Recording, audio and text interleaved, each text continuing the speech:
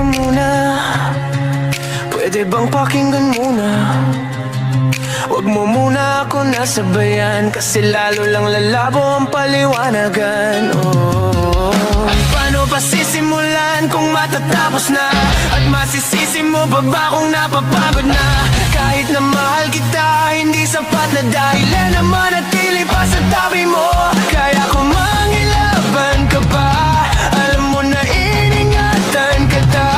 Kaso lang may hinahanap ka pa, nagkulang pa rin kahit lahat ay ginawa ko na. Sarili na muna ang uunahin ko. Patawad kung kailangan ko na lumayo sa piling mo.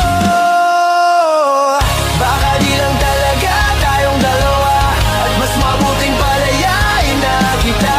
Ayaw ko nang maging lunas o maging pamunas ng mga luha sa mga mata. Pasensya ka na kung napagod na sa'yo. Mahal kita pero uunahin ko na lang ngayon ang sarili ko. Ano tong